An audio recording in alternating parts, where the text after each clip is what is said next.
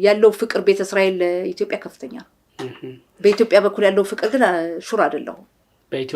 ኢትዮጵያውያን ለእስራኤል ለቤተ እስራኤል እኔ አለኝ ግን ከፍተኛ ፍቅር አንድ ሰው አገኘው ማለት ነው። ይኖራሉ ለምን መሰለህ በአገር ደረጃማ ስትሄድ የኢትዮጵያና የእስራኤል ህዝብ ወዳጅነቱ ማን ነው? ህዝብ ለህዝብ ነው። በመንግስታት ከሄድክ ኢትዮጵያ ከንጉሱ አንስቶ እስካሁን ድረስ በተባበሩት መንግስታት ድርጅት እስራኤልን ደግፋ ድምጽ የሰጠችበት ቀን የለም፣ እጇን ያወጣችበት የለም። ለምንድን ነው ብለህ ደግሞ በአንድ በኩል መፍረድ አትችልም። እያንዳንዱ ሀገር የራሱ ኢንተረስ አለው። ግን አልተቃወመችም። አገሪቱ ስትቋቋም እስራኤል ስትቋቋም አልተቃወሙም። ግን ደግሞ ወደ ሐረር አካባቢ እስራኤልን ለመመስረት ታስቦ የነበረው ወደዛ ይባላል እኮ ኢትዮጵያ በንጉሱ ጊዜ አይሆንም አሉ እንጂ መጀመሪያ እስራኤልን የት ሎኬትድ እናድርግ የሚል ጥናት ስለነበረ ኢየሩሳሌም የሚለው እንዳለ ሆኖ ኢትዮጵያም አንድ ምርጫ ውስጥ ነበረች የሚል የተወሰኑ ዶክመንቶችን አንብቤያለሁ። ኦኬ አላወኩም። ይሄን የኡጋንዳ ነው የማውቀው። ኡጋንዳ የሚል ነበር። ለምንድን ነው ያልኩ መሰለህ? ንጉሱ እስራኤል ስትቋቋም በተባበሩት መንግስታት ድርጅት እንዳይቃወሙ ገለልተኛ እንዲሆኑ ተለምነው ሂስቶሪ ያለ ነው፣ ዶክመንት አለ በደንብ ተለምነው ነው እንጂ አልደገፉ። ከ13 ሀገራት ገለልተኛ ከነበሩት አንዷ ኢትዮጵያ ናት። ከዛም በኋላም ኢትዮጵያ አንድም ጊዜ ለእስራኤል እስካሁን ድረስ ድጋፍ የሰጠችበት የለም። እንደውም በንጉሱ ጊዜ ልንገራ በ1974 ዓመተ ምህረት እንደ አውሮፓውያን ዘመን አቆጣጠር ጦርነቱ በ73 ነው የነበረው። ዮም ኪፑር የሚያስተሰሪው ቀን ጦርነት ሆኖ ግብጽን ተዋግታለች በሚል የእስራኤል አምባሳደሮችን በሙሉ የአፍሪካ አንድነት ድርጅት እንዲወጡ ከአፍሪካ ወሰነ። በዛ ጊዜ ሐናን አይኖር የሚባል እድለኛ ነኝ አውቄዋለሁ። ከዛም በሱ ስም የተቋቋመ ትልቅ ፈንድ ነበር። ፓርላማ እስከገባ ድረስ የነበርኩ ሊቀመንበሯ። እሱን አምባሳደር ኃይለ ሥላሴ አስወጡት እና ባለቤትየው አሁን በቅርቡ ነው የሞተች። ልጆቻቸው ሁሉ አሉና ያኔ ኃይለ ሥላሴ ሐናን አይኖርን ውጣ ብለው በተሰራበት ጊዜ አዘኑ ይላል። ከዛ ግን 4 ወር ቆይተው እሳቸው ወረዱ ከስልጣናቸው። ከዙፋናቸው የሚባለው ከስልጣን ዙፋን የንጉስ ዙፋን ነው አይደል? ንጉስ ዙፋን ነው። ኢትዮጵያን ይሄን ያክል ይወዳሉ ያውቃሉ። እንዲያውም በአማርኛ ሁሉ ክኔሴት ላይ ንግግር እንዳደረጉ እንግዲህ የፓርላማ መተዳደሪያ ደንቡ ጥሰው አማርኛን እወዳለሁ፣ ህዝቤም በዛው መልእክቴን እንዲሰማልኝ እፈልጋለሁ፣ በመናገርበት አማርኛ ይሄኔ ደግሞ የመጣሁበትም ይታወቃል። ይሄን አይደንቲቲውን በኩራት በእስራኤል ክኔሴት ውስጥ በኩራት ይታዩበታል፣ ይኮሩበታል። በዚሁ ጎን ለጎን ደግሞ ኢትዮጵያ ኦርቶዶክስ ተዋህዶ ቤተክርስቲያን እዚህ ኢየሩሳሌም ባለንበት ከተማ ውስጥ ዴር ሱልጣን የሚባል ቦታ አላት። በቅርቡ አንድ አጭር ቪዲዮ ሁሉ አይቻለሁ። ልንረዳ ፈልገን ነገር ግን በእነሱ በኩል ቋሚ ሰው አጣን የሚል ድምፅ አይቻለሁ። ምንድን ነው ምክንያቱ? ምንስ? አንደኛ ዴር ሱልጣንን እስራኤል መስጠት ከፈለገች ግልጽ ነው። መስጠት ሳይሆን መብቷን ማስከበር። ለምሳሌ የቤተ ክርስቲያኑ እኔ ዴር ሱልጣንን ደጋግሜ አይቼዋለሁ። ዴር ሱልጣን ውስጥ ያለ የዛሬ ስንት ዓመት በፊት የተሰራ ቤት ነው። ኢየሩሳሌም እንደዛ አይነት እንኳን የሰው ቤት ያይጥ ቤት የለም። በድሮ በጭቃ በምናምን እንዲህ የለም። ይሄ ግዛቷ በሆነው በኢትዮጵያ ኦርቶዶክስ ተዋህዶ ቤተክርስቲያን ገዳሙ ላይ ማደስ መኖር ሃይማኖታዊ አገልግሎቶችን መስጠት አትችልም። ይሄ ሆነው እዛ ባለው የግብጽ ኮፕቲክ ቸርች እና የኢትዮጵያ ኦርቶዶክስ ተዋህዶ ቤተክርስቲያን ደንበርተኞች ናቸው። ሁለቱ ካልተስማሙ በዓለም አቀፍ ሕግ ሀገሩን የሚያስተዳድረው መንግስት ሕግ ያስከብራል ነው የሚለው። እርስዎ ልንረዳ ፈልገን ሰው አጣን ሲሉ እነሱ ደጋግመው እንደጠየቁ አውቃለሁ። እንደው ግን ምን ሆኖ ነው የተፈጠረው ነገር? በጣም ቆንጆ ጥያቄዎች ነው ያመጣው። በመጀመሪያ ደረጃ የባህል ልብስ ወዳለሁ። አማርኛ ቋንቋ እወዳለሁ። የኔ መለያ ነው። እያንዳንዱ ሰው መለያ አለው። ያደግክበት፣ የተወለድክበት፣ ባህሉ ምኑ ያ ማለት ያን ራስህን ታስከብረዋለህ። የራስህን ማንነት ያለምንም ፍራቻ ስታቀርበው ትኮራለህ። ሌላው የባህሉ ልብስ፣ አማርኛው ቋንቋ ከሃይማኖት ጋር ያገናኘው አባባሌ የኦርቶዶክስ ተዋህዶምና ባህሉም ያ የኛ ባህል ነው። በጎንደር አካባቢ ወይም ደግሞ የነበርነ የፈለከውን ሃይማኖት ተከተል፣ ቀሚሱ ያው ነው፣ ቋንቋውም ያው ነው አይደለም፣ ልብሱም ያው ነው። እና ስለዚህ ያ አይዴንቲቲ ነው፣ መለያ ነው። ለምሳሌ ብዙ ጊዜ የምጠቀመው የባህል ልብስ ውጭ ሀገር በሚሄድበት ሰዓት፣ ውጭ ሀገር ሲሄድ ብዙ ጊዜ የሚሄደው ጸሎት ቤት ይሄዳለሁ።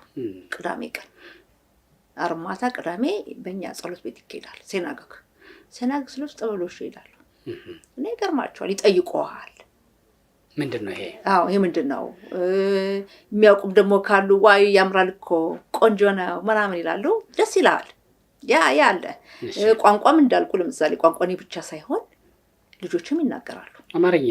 አዎ ግን እናቴን ያስተማረቻቸው። እኔ ጊዜ የለኝም። እውነት የእስራኤል ኑሮ በጣም ቢዚ ኑሮ ነው። ቀላል አይደለም እስራኤል ሀገር። የስራው ሰዓት በጣም ከፍተኛ ነውና እንዲያውም እናቴ ምን ትላለች ልጆቼን፣ የኔ ልጆች ብቻ አይደለም ሌሎችን የልጅ ልጆቿን በሙሉ ስሙ፣ ገንዘብ ማወርሳችሁ የለኝም፣ ማወርሳችሁ አማርኛ ብቻ ነውና እቺን አማርኛ የማያውቁ ሰው ወይ ጉዱ ነው የምትለው። እና ይሄ መለያ ነው አይደል? ሌላው ወደ ዱር ሱልጣን ስትመጣ ደግሞ በአንድ በኩል ሂስቶሪካሊ ታሪካዊ ስትሄድ ከሳሃራ በታች ከሚገኙ አፍሪካ ሀገራት መካከል በኢየሩሳሌም ንብረት ያላት ኢትዮጵያ ብቻ ናት። ንብረቷን ግን ዱር ሱልጣንን እንዳትጠቀምበት ሆናለች ነው አይደለም? እሺ ብዙ ንብረት ላይ ያለ ዱር ሱልጣን ብቻ እንዳይመስልህ፣ ብዙ ነው ያለበት እስራኤል ሀገር የኢትዮጵያ ንብረት። እንዴ በኢትዮጵያ ስትሪት አለ አይደል? ጎዳና በኢትዮጵያ የሚጠራ አለ። ያ ጎዳና እኮ እስራኤል ሳትቋቋም ጀምሮ እኮ በዛ ነው የሚጠራው። ታውቃለህ? ብሪቲሽ መንዴት እና ቱርክ ኦቶማን በነበሩበት ዘመን ከዱር ሱልጣኑ ይሄ ከኦልድ ሲቲ ውጪ አለ። እሱ ነው አውቀዋለሁ። ብዙ ንብረት አለ። የዱር ሱልጣኑ ልንገር፣ እሺ የግብጽ ኮፕቶችና የኢትዮጵያ ኦርቶዶክስ ተዋህዶ መነኮሳት እዛ አካባቢ የሚጋጩበት ቦታ ነው። የሚጋጩበት ያው ይሄ ለኔ ይገባኛል፣ ይሄ ለኔ ይገባኛል ነው። ከፖለቲካ ጋርም ግንኙነት አለው። ብዙ ቦታ ተይዞ የነበረ እስከ 6 ቀን ጦርነት እስከ 1967 እንደ አውሮፓን ዘመን አቆጣጠር በግብጽ ኮፕቶች ነበር።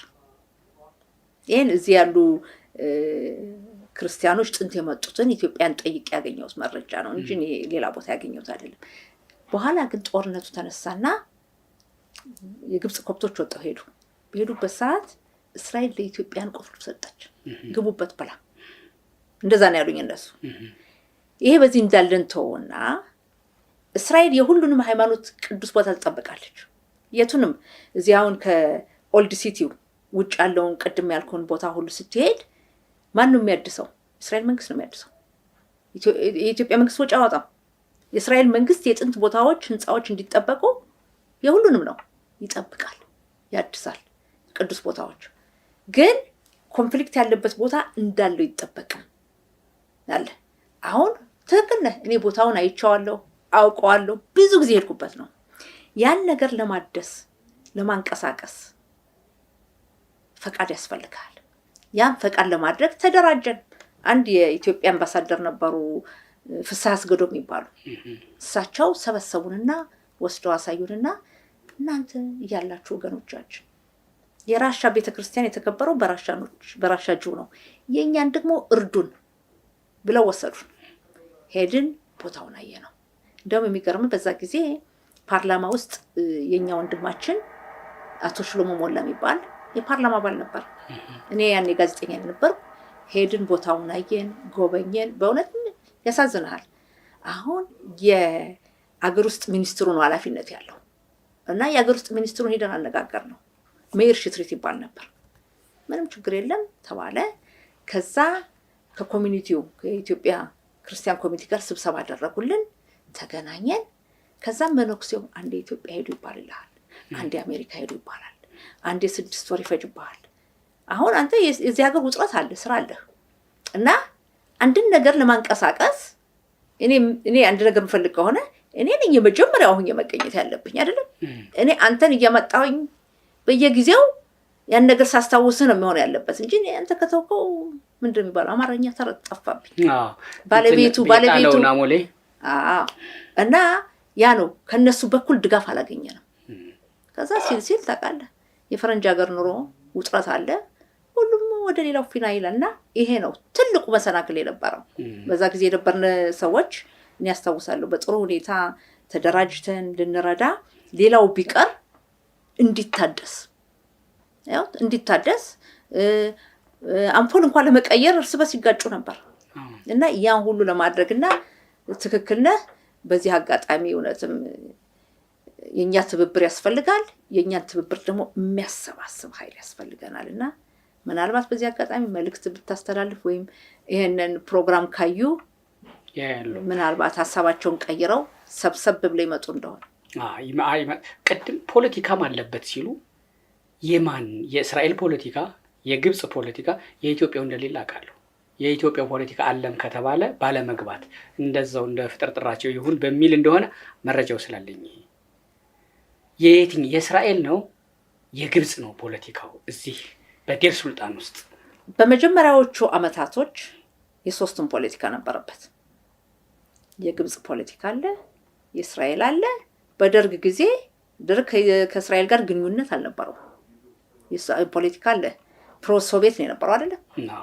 እና ኢምፔሪያሊዝም አሜሪካ እስራኤል ጠላት ናቸው በዘመኑ። እኛ ነበርንበት በልጅነታችን። ያም ፖለቲካ አለበት። የኢትዮጵያ የግብጽና የእስራኤል ፖለቲካ አለበት።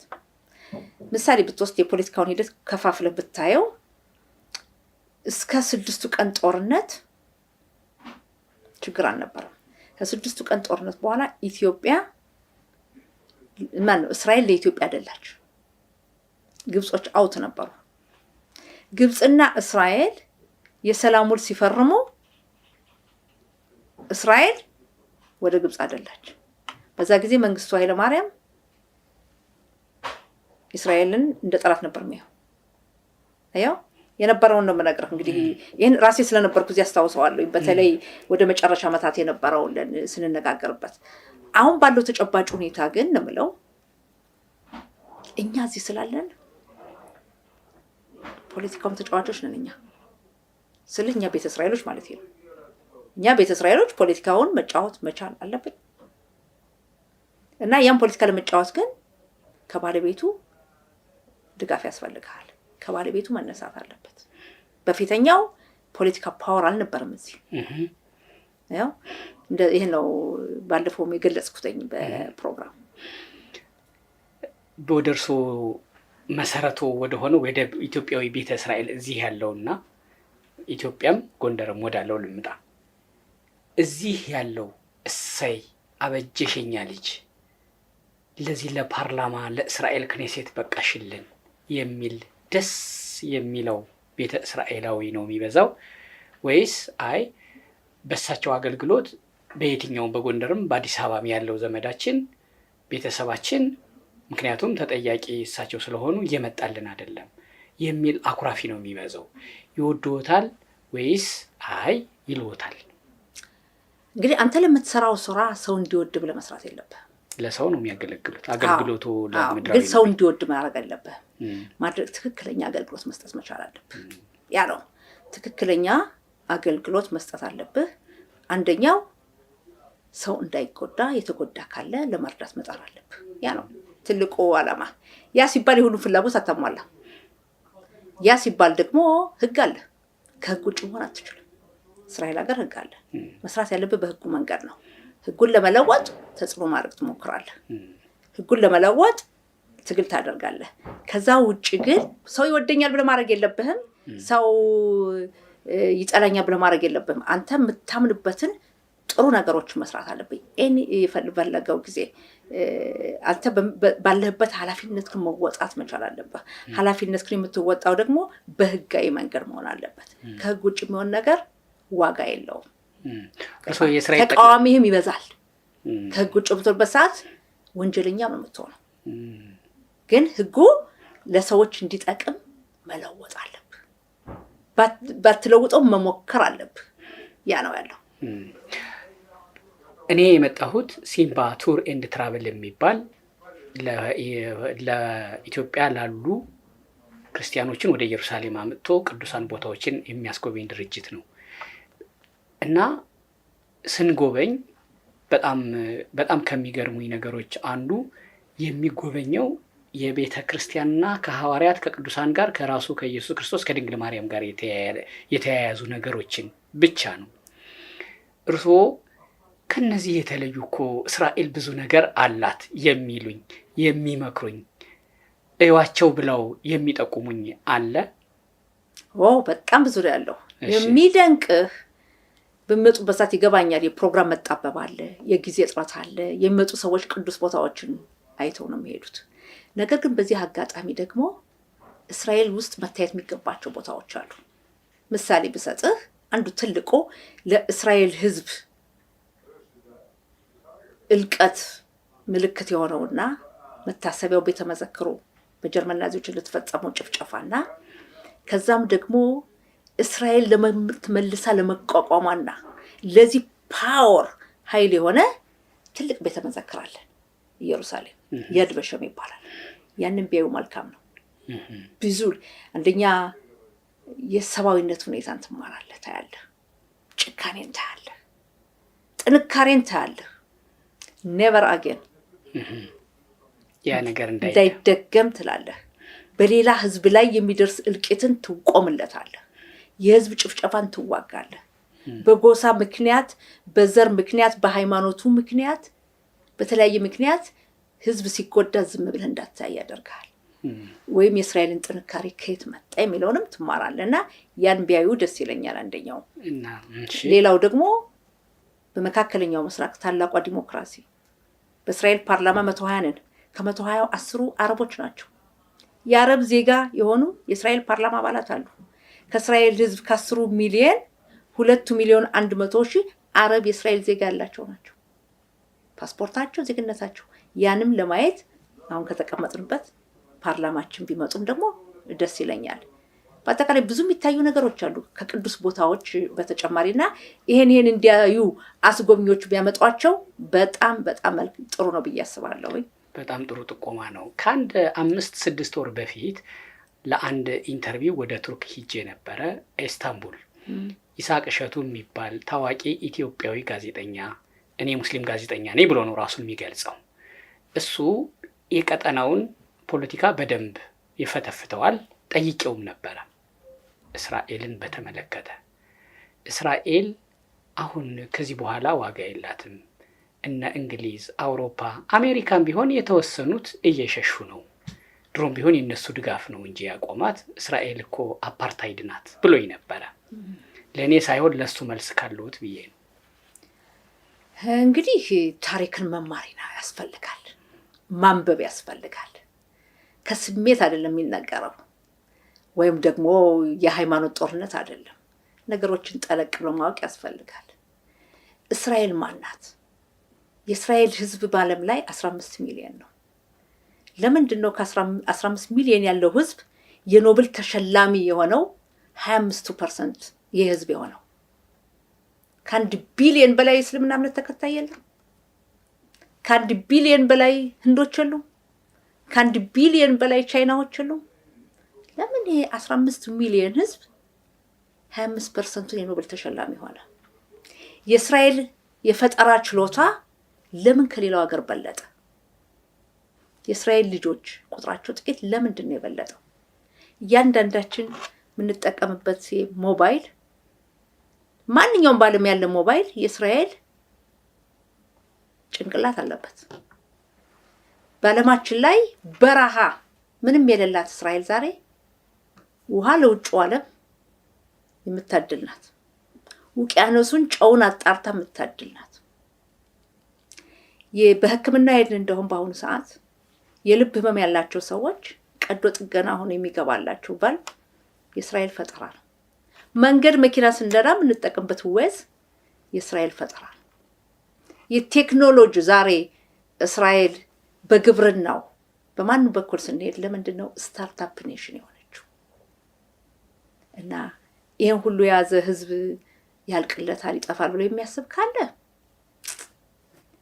አዝናለሁኝ።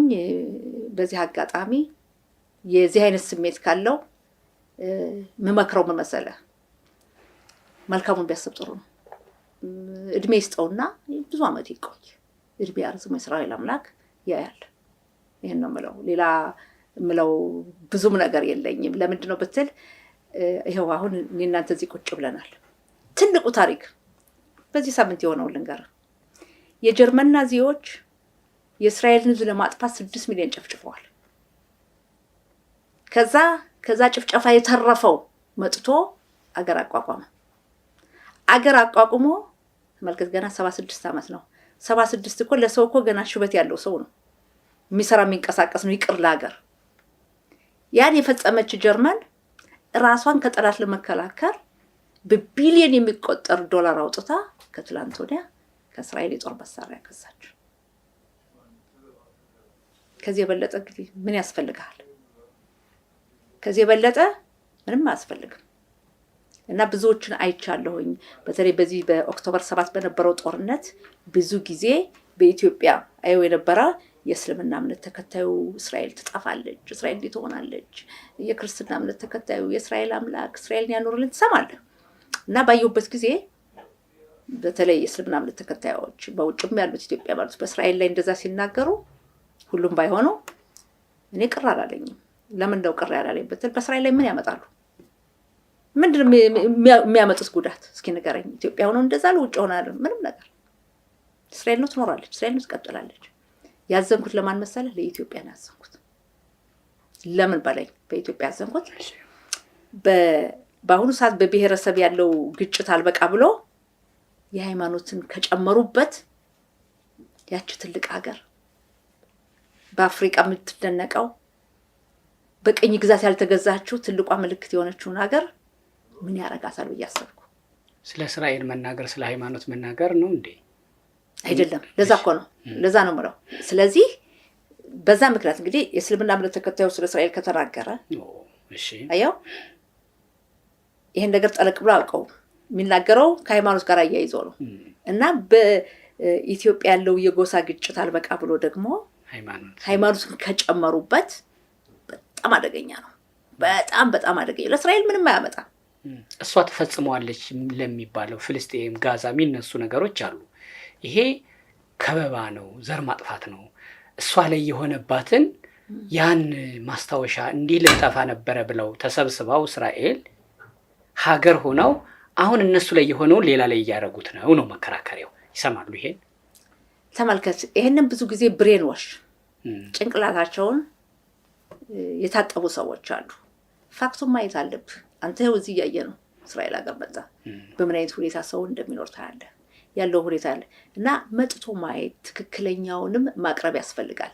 እንደዛ ብለው የሚያምኑትን ሰዎች በምን አይነት ተሰመናቸው አትችልም። አየው በምን አይነት ሌላው በአማርኛ እንደ ጥሩ አባባል አለ፣ የራሷ ሲያርባት የሰው ታማስላለች ማለት። መጀመሪያ እኔ ማን ነኝ? እኔ በአገሬ ምን እየሰራሁ ነው? እኔ ለኢትዮጵያ ምን እሰራለሁ? አየው በምኖርበት አካባቢ ሰላም እንዲሰፍን ምን አደረኩኝ? ግጭት እንዳይመጣ አደረኩኝ? እኔ አሁን ሁሌ የማስበው በእስራኤላዊነት የማስበው ምን መሰለህ? እስራኤል ከጎረቤት ሀገሮች ጋር ሰላሙን እንድትኖር፣ ዛሬ በውትድርና የሚያገለግሉ ልጆቼ በዚህ እንዲያበቃ ለሚቀጥለው የልጅ ልጆች እንዳያገለግሉ በሰላም እንዲኖሩ ነው። በአሁኑ ሰዓት የተጀመረው የሰላም ውል ወይም ደግሞ ሰላም መፈረሙ እስራኤል በፊት የነበረው ከዮርዳኖስ እና ከግብጽ ጋር ነበር። አሁን ግን ከዩናይትድ አረብ ኤሚሬትስ፣ ከሞሮኮ፣ ከባህሪን ከነዚህ ሀገር ጋር በመሆኑ ዱባይ ስንት የተመላለስን። ድሮ እኮ ዱባይ መግባት አንችልም ነበር። አሁን ደግሞ የሚቀጥለው ሳውዲ አረቢያ የምንገባበት ጊዜ ይመጣል። ይሄን መንገድ ነው መመኘት ያለብህ። ይሄን ነው ማሰብ ያለብህ። ያ ነው የሚጀምረው ደግሞ ከየት መሰለ? ከራስ ነው። ማንኛውም ነገር በህይወት የሚጀምረው ከራስ ነው። ጥሩም ነገር መጥፎም ነገር እና በተቻለ መጠን ጥሩን ይወሰዱ። በጣም ነው ማመሰግነው ዶክተር ጸጋ መላኩ።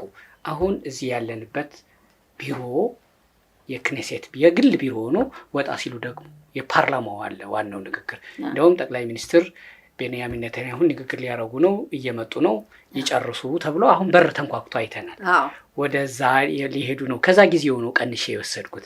እርስዎን ግን አሁን ከአባልነት አልፈን በየትኛው የእስራኤል የስልጣን ቦታ ምናልባት በጠቅላይ ሚኒስትር ኔታንያሁም በፕሬዝዳንትነቱም በጠቅላይ ሚኒስትርነቱም ወይ በሌላም ለእንዲህ አይነቱ ስልጣን ምክንያቱም ስልጣን ሀሳብን ጥቅምን ማስከበሪያ ቦታ ነው።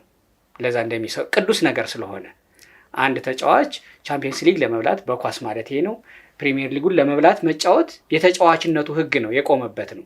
አንድ ፖለቲከኛ አባል ሆኖ ብቻ አይደለም የሚቀረውና ቀጣይ በየትኛው ስልጣን ልናገኘው እንችላለን በእስራኤል ውስጥ?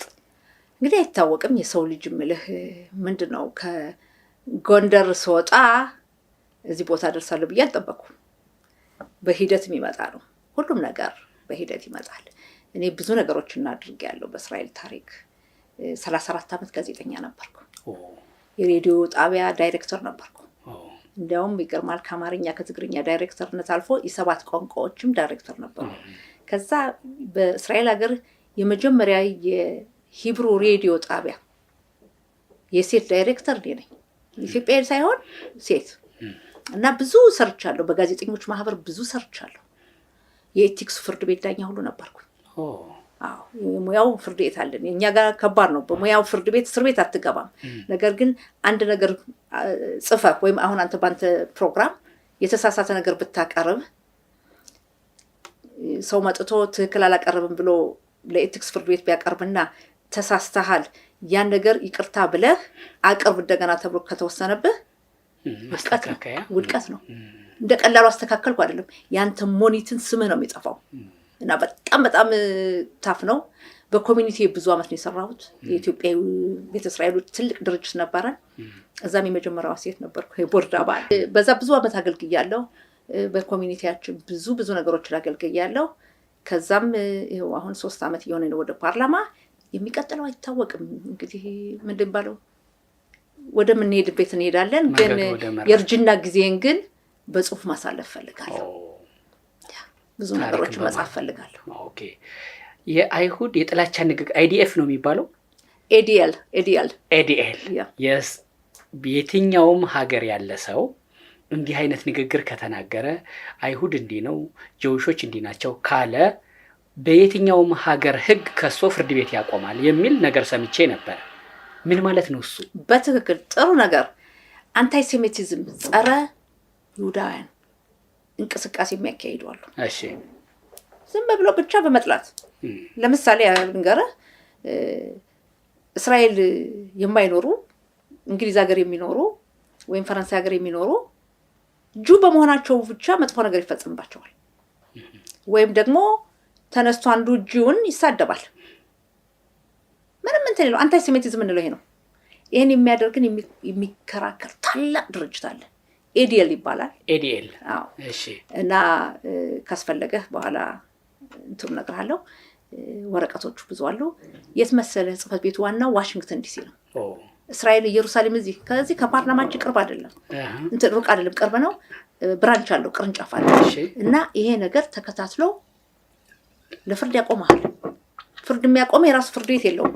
በሀገሩ ኮምፕሌን ያደርጋል፣ ያቀርባል። እና ግን የሚገርምህ የተጀመረው በአንታይሴሚቲዝም በይሁዲ ላይ በእስራኤል ህዝብ ላይ ይባል እንጂ በአሁኑ ሰዓት በሌሎችም ሃይማኖት ለሚደርሰው ይቆማል። ለጁ ብቻ አይደለም፣ ለእስራኤል ህዝብ ብቻ አይደለም። አጀማመሩ ያ ነው፣ ጸረ አንታይሴሚቲዝምን ለመዋጋት ነው። ግን በሌሎችም ሃይማኖቶች ጉዳይ ወይም በሌሎችም ጎሳዎች ላይ የሚደርሰውን ይከራከራል። በጣም በጣም ትልቅ ድርጅት ነው። ለምሳሌ ኢትዮጵያ አንታይሴሚቲዝምን የተመለከተ ንግግር በተነግሮ የሰሙት አለ? በተለይ በዚህ ጦርነት ጊዜማ በቃ በዚህ በጋዛው ጦርነት በጣም የሚያሳዝን ልንገርህ። የሃይማኖት ሰዎች አንድ ፓስተር ቸሪ ነው የተባለ ሰው የተናገረው ንግግር እስራኤል ያውኑ እስራኤል አይደለችም፣ የእስራኤል ህዝብ እስራኤል ዳቢሎስ የተናገረው የለየለት አንታይሴሚቲዝም ነው። አንታይሴሚቲዝም ይሉሃል። ይሄ ነው ትክክለኛው። እንዲህ አይነት ሰዎች መጠንቀቅ አለባቸው። ለምንድን ነው የሚጠነቀቁት? አንደኛ ተከታዮች አሏቸው። ተጽዕኖ ማሳደር ይችላሉ። አጠራጥርም ተጽዕኖ ስለሚያሳድሩ መጠንቀቅ አለባቸው። አንተ ለጥሩ ነገር መጠቀም አለብህ እንጂ ያልሆነ አንታይሴሚቲዝም እና እንዲህ አይነት ሰዎች ደግሞ አንድ የሆነ ጋዜጠኛም እንደዚህ ባለፈው ጊዜ ተናገረ ነበረ። ስዩም ማንም ይባል ረሳሁት። አዎ እነሱ ሁለቱ የለየላቸው አንታይሴሚቶች ናቸው። እነዚህን ሰዎች በዚህ በኤዲኤል ተጠያቂ ናቸው። እስራኤል ግን ዲሞክራሲያዊት ሀገር አይደለች እንዴ? የመናገር ነጻነትን አትፈቅድም። እነሱ እንደዚህ አሉ ነው ተሳስተህ ነው ይሄ የመረጃ ክፍተትህ ነው እንጂ እስራኤል እንዲህ ናት ብሎ የራስን እውነት መናገር እንጂ ይሄ ጸረ ጽዮናዊነት ነው ብሎ ወደዛ መሄዱ ያስኬዳል። ጸረ ጽዮናን አይደለም አንታይሴሚቲዝም ጁ በመሆኑ ብቻ ያው እስራኤል ሰይጣን ናት። የእስራኤል ዲያብሎስ ነው። ያሁኑ እስራኤል አይደለችም። ኢየሱስ እንዲህ ብሏታል ብሎ የተናገረው የለየለት ጸረ አንታይሴሚቲዝም ይሏል። ደንበኛው ቲፒካል ይሄ ነው። ኢትዮጵያ ሆኖ ነው እንጂ ዩሮፕ ወይም አሜሪካ ቢሆን ኖሮ በጣም ትልቅ ኢሹ በጣም ትልቅ ኢሹ ነው። እና በዚህ አጋጣሚ እንዲህ አይነት ሰዎች መጠንቀቅ አለባቸው። መጠንቀቅ ስለ ለራሳቸው ሳይሆን የሚያመጣውን ነገር መመልከት አለባቸው። እስራኤል ዲሞክራሲ ሀገር ናት እና እንዲህ ነገር ሲነገር ማስረዳት አለባት ብለሃል። ዲሞክራሲ እኮ ገደብ አለው። ፍሪደም ኦፍ ስፒች ገደብ አለው እኮ ነው። ዲሞክራሲ ነው ብለህ እንደፈለከው መቼም አትናገርም። እና ያ ገደብ አለው። ያ ነገር ምን ያመጣል? የሚናገረው ሰው ማን ነው? አየው ምን ያክል ሰውን ያሳምናል? ያ ሰው የት ቦታ ነው የተናገረው? ተራ ሰው የሚናገረውና ተከታዮች ያሉት ሰው አንድ አይደለም። ይሄ ነው ትልቁ ጥያቄ። እና ዲሞክራሲ ሲባል ብዙ ሰዎች አንዳንዴ ግራ የሚገባቸው ዲሞክራሲ ከሆነ እንደፈለግነው እንናገራለን፣ እየፈለግነው እንላለን የሚሉም አሉና ዲሞክራሲ ገደብ አለው። በየትኛውም አማርኛም ስለምንም ይሄን ነገር ትሰማላችሁ ማለት ነው? አዎ እንዴ ዛሬ ምን አለ ሶሻል ሚዲያ ምን አለ ብለን ጊዜ የለም እንጂ ትሰማለህ። በሁለተኛ ደረጃ ሁሉ ሰው የሚናገራል። አንድ ተራ ሰው የሚናገረውና አንድ ተጽዕኖ የሚያሳድር ሰው የሚናገረው አንድ አይደለም። አንድ ሰው ተነስቶ አሁን ፓስተር ቸሪ የተባለው የተናገረው ተራ ሰው ቢናገረው ምን አለ? ምንም አትለው። አየው መንገድ ላይ አንዱ አግኝቶ እንደዚህ ቢል ወይም ደግሞ መጠጥ ቤት ጠጣ ቢያወራ ምን ትላለህ? ግን ሃይማኖታዊ ቦታ ላይ ሰበካ ላይ አስተማሪ ነኝ ብሎ እንዲህ አይነት ጥላቻን የሚናገር ሰው አላማም አለው። ዝም ብሎ አልተናገረም። ሆነ ብሎ ነው ተዘጋጅቶ ነው። እና ይሄ ነው። በዚህ አጋጣሚ በጣም ነው ማመሰግነህ። ከይቅርታ ጋርም ፕራይም ሚኒስትሩ ንግግር ስለሚያደርጉ መገኘት እኔ ማድመጥ እችላለሁ፣ አብሬ መግባት እችላለሁ። አባል መሆን አለብኝ። ለምን ታውቃለህ? ሰኩሪቲው ታፍ ነው። እዚህም ድረስ ገብተህም ታፍ ነው። እዚህ ራሱ ያገብ 4 ኤርፖርት እንዳለፍኩ ነው የቆጠርኩት ወደ እርስዎ ለመምጣት። በጣም አመሰግነውታለሁ። ደህና ዋሉልኝ ማየ። በጣም አመሰግናለሁ። እኔ ነኝ ማመሰግነው።